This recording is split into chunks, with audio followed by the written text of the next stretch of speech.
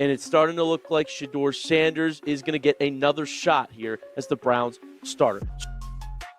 So Oregon quarterback Dante Moore went live on SportsCenter and announced that he will stay at Oregon another year. Everyone keeps asking the same question in Cleveland: why won't they move on? Why does this name keep coming back up when the noise around him never seems to stop?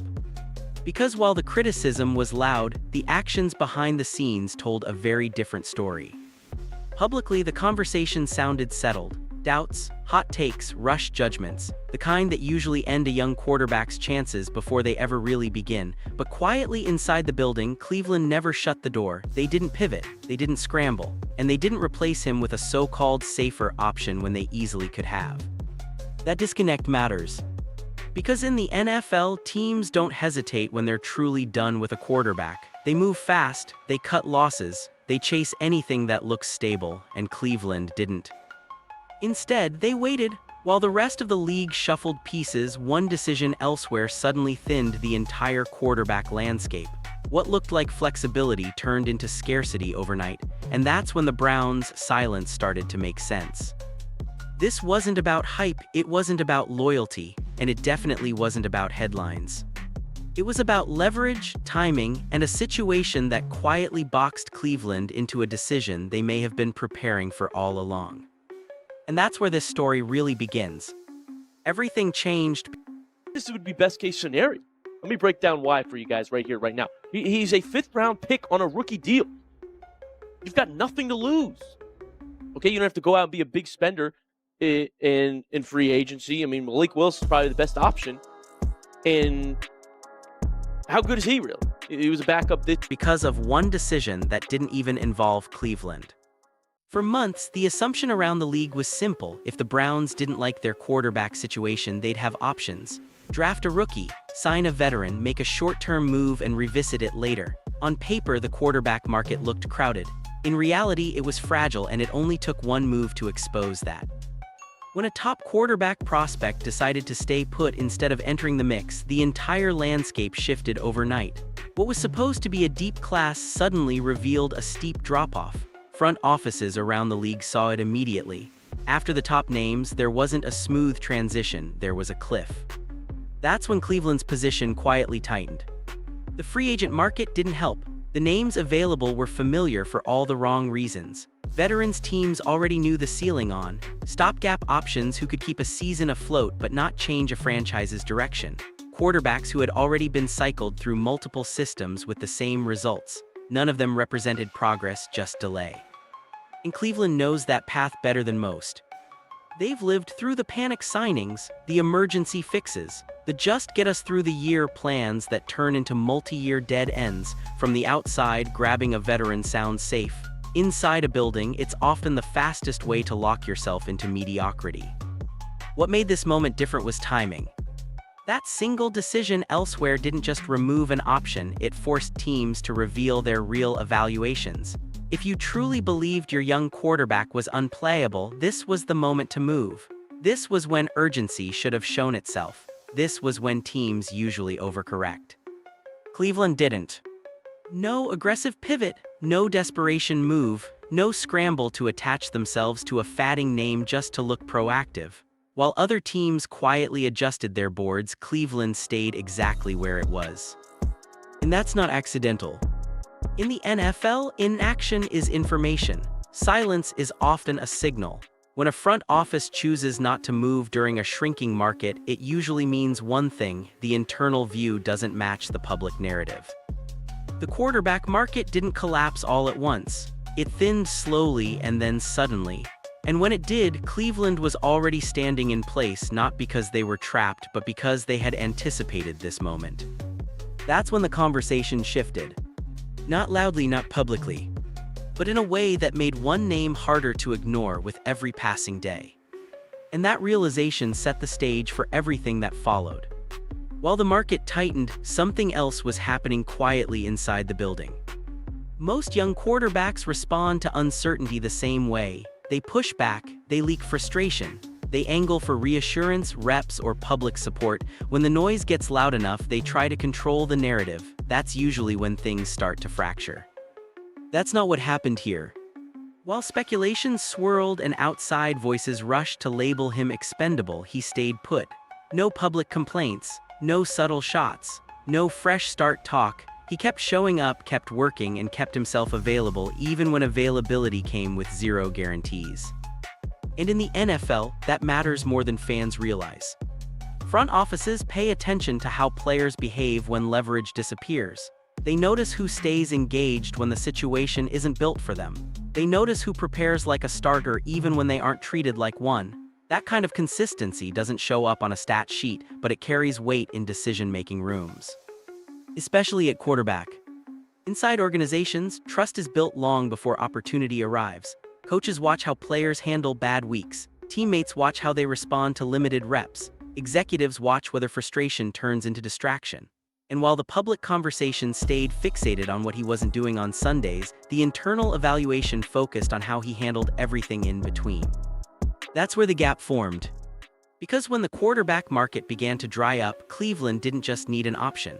They needed someone already inside the system, someone who understood the terminology, someone who didn't need to be sold on the culture or convinced to buy in, someone who could step into an expanded role without resetting the entire operation. Staying silent gave him an edge. He wasn't competing against veterans flying in for visits. He wasn't starting from scratch with a new staff. He was already there, already familiar, already invested, already accountable.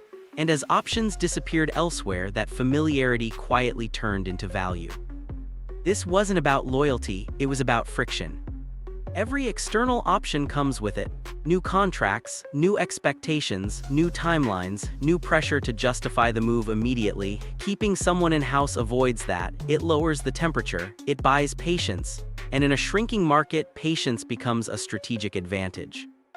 That's why Cleveland's lack of movement spoke louder than any press conference. They didn't need to announce anything. They didn't need to defend anything. By doing nothing, they allowed the league's decisions to do the talking for them. And as the outside world kept waiting for a pivot that never came, the internal conversation kept drifting in the same direction, not because it was forced, but because, piece by piece, it started to make more sense than every alternative. And that's when the contract situation entered the picture and changed the math entirely. The contract details are where this stopped being emotional and started becoming strategic. In the NFL, quarterbacks aren't evaluated in isolation. They're evaluated against cost, flexibility, and risk. Talent matters, but context decides whether a team can afford to be patient. And in this case, the numbers quietly tilted the entire conversation. A rookie contract changes everything. It limits exposure. It buys time. It allows a team to explore upside without being forced into a long-term commitment before the evidence is there. And most importantly, it prevents panic. When a quarterback doesn't carry a massive financial weight, the organization doesn't feel pressure to justify the decision immediately. That matters more than fans realize. Compare that to the alternatives Cleveland was facing. Veterans come with expectations the moment they walk in the door. Even short-term deals bring media scrutiny, locker room pressure, and an unspoken demand to win now. And if it doesn't work, the team isn't just moving on, they're explaining another reset. Cleveland has lived through that cycle enough times to recognize it early. With a low-cost quarterback already in-house, the math looked different. There was no need to overspend, no need to rush a draft pick into a situation that wasn't stable. No need to attach the future of the franchise to an aging option with a clearly defined ceiling. This wasn't a bet on certainty, it was a bet on optionality. Keeping flexibility at quarterback gives a front office room to maneuver. It allows them to allocate resources elsewhere, protection, weapons, depth, without locking themselves into a decision they can't undo. And if the evaluation doesn't improve, the exit is clean. That's what made this approach hard to criticize internally, even as the outside noise grew louder. Because when teams truly believe a quarterback can't play, they don't protect flexibility. They move on aggressively, they eat costs, they absorb criticism, they close the chapter. Cleveland didn't. They structured their decisions in a way that kept the door open without committing to the outcome. That's not blind optimism. That's disciplined risk management, something this franchise hasn't always been known for. And there was another layer to it. By avoiding a splashy move, Cleveland avoided inflating expectations. No press conference, no forced QB of the future narrative, just a quiet evaluation period that could stretch into an offseason without pressure to declare a winner. That environment matters for development. Because growth doesn't happen when every mistake is magnified by contract size or public promises. It happens when a player is allowed to improve without the weight of proving a decision was right. And that's why this situation never felt temporary inside the building, even when it looked unstable from the outside. But contracts and patience only matter if the player can survive the field. And that brings us to what the tape actually showed and why it's been misunderstood from the start. The film became the weapon critics leaned on, but it was also the part they simplified the most. When people talk about the tape, they usually start with the mistakes. Missed throws, late decisions, plays that stalled drives. On the surface, it looked like confirmation, but football film doesn't exist in a vacuum. Every snap tells two stories: what the quarterback did and what he was forced to react to. And that second part changed everything. From the moment he stepped into the lineup, the environment was unstable. Protection broke down early and often. Rushers came through untouched. Pockets collapsed before routes had time to develop. That's not an excuse, it's context, and without it, evaluation becomes misleading. Young quarterbacks rely on rhythm, reps during the week, timing with receivers, predictable structure. None of that was consistent here. Practice rotations shifted. Game plans changed. The offense rarely looked like the same unit 2 weeks in a row, and yet the expectation stayed the same: produce anyway. That's not development, that's survival. In those conditions, the job shifts from executing an offense to avoiding disaster. Reads speed up, footwork tightens, decision-making becomes reactive instead of anticipatory, and when that happens, mistakes don't disappear, they just change shape. What stood out on film wasn't perfection, it was resistance. He didn't immediately bail from clean pockets. He kept his eyes downfield even when pressure flashed. He absorbed hits instead of panicking. And when plays broke, he tried to create instead of freezing. Those details rarely make highlight reels, but they're the difference between a quarterback who collapses and one who stays functional. That's where the disconnect formed. Critics focused on outcomes, coaches looked at process. Fans saw stalled drives, evaluators saw a player operating in an offense that rarely gave him margin for error. And the margin matters. Because quarterbacks aren't graded on whether things go wrong, they're graded on how quickly they fall apart when they do. Many young players start seeing ghosts, they rush throws, they abandon mechanics, they stop trusting what they see. That didn't happen here. Even when the offense sputtered, the approach stayed aggressive. He kept attacking windows, he kept testing coverage. Some of those decisions backfired, others turned into explosive plays. That variance is uncomfortable, but it's also how quarterbacks learn. The mistake wasn't letting him play through that variance. The mistake was pretending the environment was neutral. Because once you factor in pressure, inconsistency, and limited preparation, the film stops being an indictment and starts looking like evidence of something else entirely. And when the numbers finally entered the conversation, they confirmed what the tape had been hinting at all along. That's when the debate quietly shifted from "can he play" to "why did he survive this at all?" Next. Here's the next 450-word section, moving fully into the data angle and raising the stakes. Once the numbers surfaced, the conversation had to change, even if some people didn't want it to. Pressure is one of the fastest ways to expose a quarterback. It reveals panic, it reveals hesitation, and over a long enough sample, it usually reveals limits. That's why pressure data matters more than highlight throws or single-game outcomes. And the pressure numbers here were extreme. He wasn't dealing with occasional heat. He was operating under constant disruption. Rushers arriving early, pockets shrinking instantly, plays breaking down before they could breathe. By raw pressure rate, he was among the most pressured quarterbacks on the roster and one of the most pressured situations Cleveland put on the field all season. But pressure alone doesn't tell the full story. What matters is what happens after the pressure arrives. That's where the pressure-to-sack rate quietly flipped the narrative. Despite seeing relentless heat, those pressures didn't turn into sacks at the rate you'd expect. That isn't random, that's awareness. That's pocket feel, that's knowing when to slide, step up, or escape just enough to survive the snap.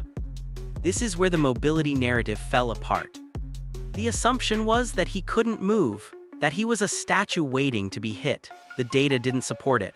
The film didn't support it either. He wasn't outrunning defenders downfield, but he was doing something more important, extending plays just long enough to give the offense a chance. That's a quarterback skill, not an athletic showcase. It also explains why some throws looked rushed or off-platform. When pressure arrives early, mechanics become secondary to survival. And yet, even in those moments, the offense didn't completely collapse. Drives didn't implode at the rate the conditions suggested they should have. That matters, because quarterbacks who can't handle pressure don't survive repeated exposure to it. They regress. They lose confidence. They start creating negative plays in bunches. Instead, what showed up here was damage control, limiting how bad things could get when everything else went wrong. That's not something you coach in a week. It's also why comparisons to pure check-down quarterbacks missed the mark. He wasn't playing safe. He was playing constrained. There's a difference. When windows appeared, he took them. Sometimes those shots paid off. Sometimes they didn't, but the willingness stayed consistent.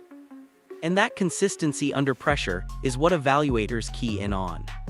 Because pressure-heavy environments don't reveal ceilings, they reveal floors. They show whether a quarterback can function when the structure collapses. And once Cleveland saw that the floor wasn't falling out, the internal question changed again. It stopped being about whether he could survive Sundays. It became about whether the organization had ever given him a fair chance to do anything more than that. At that point, the conversation stopped being about performance and started being about alignment. Because development doesn't fail in isolation, it fails when a plan exists and the player isn't actually part of it. From the beginning, the organizational vision at quarterback was pointed elsewhere. Different priorities, different timelines, different assumptions about who would eventually take over. That matters because when a quarterback isn't central to the plan, everything around him subtly reflects it. Practice reps follow the plan. Game plans follow the plan. Patience follows the plan. And here, the plan never truly revolved around him. He wasn't brought in as a cornerstone. He wasn't positioned as the future. He was insurance, a contingency, someone meant to exist on the depth chart, not dictate it. And when the original vision unraveled, the response wasn't preparation, it was reaction. That's the worst moment for a young quarterback to be thrust forward. Instead of being built up through deliberate reps and structured growth, he was dropped into a moving offense with no runway. Timing with receivers hadn't been established. Trust with the play caller hadn't been earned. The leash was short because the confidence was thin. That's not coaching malpractice, it's misalignment. But misalignment has consequences. When a quarterback knows every mistake might reset the depth chart, he doesn't play free, he plays careful. And when the system around him is already unstable, that tension compounds, decisions speed up, risk tolerance shrinks, and development stalls before it ever really begins. What made this situation worse was the messaging. Publicly, there was talk of competition. Internally, there were limits. He wasn't given the same margin others had received before him. He wasn't afforded the same grace period young quarterbacks typically get when mistakes are part of the learning curve. And yet, when circumstances forced him onto the field, expectations didn't adjust. That's where the evaluation broke down. Because quarterbacks don't just need talent to grow, they need belief. They need consistent reinforcement that the organization is willing to live through mistakes in exchange for progress. Without that, even the most capable players end up playing not to lose instead of playing to learn. And despite all of that, he didn't disengage. He didn't fold. He didn't distance himself. He didn't let frustration become a distraction. That's the part that stuck. Because when plans collapse, front offices look closely at who remains steady in the aftermath. They notice who absorbs instability without becoming part of it, and slowly, quietly, that steadiness begins to shift perception. Not overnight, not publicly, but enough to reopen conversations that were never supposed to happen in the first place. And that's how a quarterback who was never meant to be central suddenly found himself impossible to ignore, not because the plan changed, but because reality did. And that forced Cleveland to confront a harder question than talent ever could. Was the problem really the quarterback, or the way the organization had handled him from the start? This is where coaching philosophy quietly became the dividing line. Because when a quarterback is operating without trust, it shows up first in the play calling. And here the approach was cautious to a fault: short leashes, conservative sequencing, game plans designed to avoid criticism rather than build confidence. That kind of system doesn't develop quarterbacks, it contains them. The offense rarely flowed. Early downs felt scripted to minimize risk. Windows closed quickly because concepts were designed to settle instead of stretch defenses. When aggressive plays appeared, they felt isolated rather than intentional, like exceptions instead of identity. And when those exceptions failed, the response wasn't patience. It was retreat. That pattern sends a message. It tells a quarterback that creativity is tolerated only when it works, that instincts are liabilities, not assets. Over time, that erodes decision-making more than interceptions ever could. The irony is that his natural game thrives on timing and anticipation. He's comfortable attacking intermediate windows. He's willing to challenge coverage when he sees leverage. Those traits don't disappear, they get suppressed. And suppression doesn't look like growth. Instead, it creates uneven performances. Big plays followed by stalled drives, sharp reads followed by forced throws. From the outside, it looks inconsistent. From the inside, it's a quarterback trying to operate in a system that doesn't fully trust him to be himself. That tension reached its breaking point during critical stretches. Mistakes were magnified. Success wasn't reinforced. The offense tightened instead of adapting. And when things unraveled, the blame settled predictably on the most visible position. That's not leadership, that's insulation. Because conservative systems are designed to protect coaches more than players, they minimize headline risk, they spread responsibility, and when they fail quietly at the expense of development. This isn't unique to Cleveland, it's a league-wide pattern, but it becomes especially damaging when paired with a quarterback who needs reps, rhythm, and freedom to learn through failure. And yet, even within that framework, flashes kept appearing. Plays where anticipation was clear, throws made before breaks, escapes that extended drives just long enough to matter. Those moments weren't accidents, they were glimpses of what the offense could look like if trust replaced caution. That's why the debate started shifting internally. Not because the system was working, but because the system wasn't revealing enough. It wasn't answering the question it was supposed to answer. Instead of clarifying whether the quarterback could lead, it obscured the evaluation behind layers of restraint. And when an organization realizes its own approach is limiting clarity, it faces a choice. Double down on control, or finally let the situation breathe. That choice now defines everything Cleveland does next. Because the next version of this offense won't just determine wins and losses. It will determine whether this quarterback was ever actually given a chance to become something more than a placeholder. And that brings Cleveland to the moment they can't dodge anymore. Because at this stage, this isn't about excuses, patience, or theory. It's about commitment, not to a player, but to a process they've historically avoided. If the organization truly believes this quarterback is worth evaluating, the blueprint is obvious. And it has nothing to do with press conferences or depth chart language. It starts up front: protection, stability, a real foundation that allows an offense to function without living snap to snap. Quarterbacks don't reveal who they are when they're fighting for survival. They reveal themselves when the structure holds long enough for instincts to take over. And Cleveland hasn't offered that consistently to anyone in years.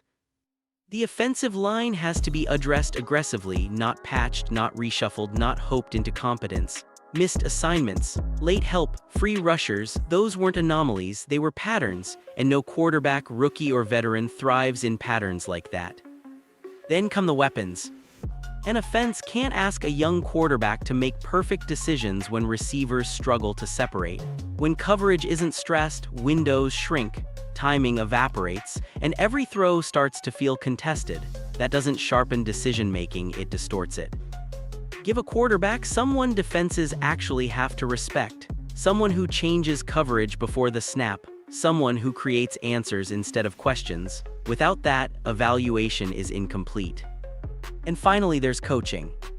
Not slogans, not messaging, actual behavior, longer leashes, purposeful aggression, game plans that reflect belief instead of fear. Development isn't about eliminating mistakes, it's about deciding which mistakes you're willing to live with in exchange for growth. That's the real test. Because if Cleveland does all of this, if they protect, support, and structure the environment properly, then the outcome becomes clear one way or the other. Either the quarterback grows into the role or he doesn't, but at least the answer is honest. What they can't afford is another half measure. Another season where instability blurs evaluation. Another cycle where quarterbacks take the blame while foundations stay broken. Another reset disguised as patience. This moment is different because the excuses are gone. The market tightened, the alternatives disappeared, the data clarified, the film contextualized, and the internal contradictions finally surfaced.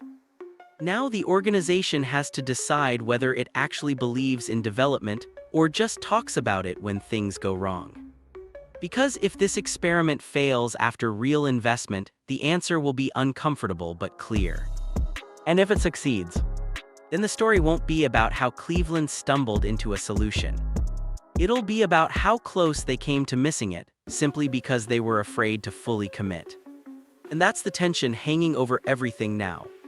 Not whether this quarterback can handle the league, but whether the league's most impatient franchise can finally handle the process required to find out.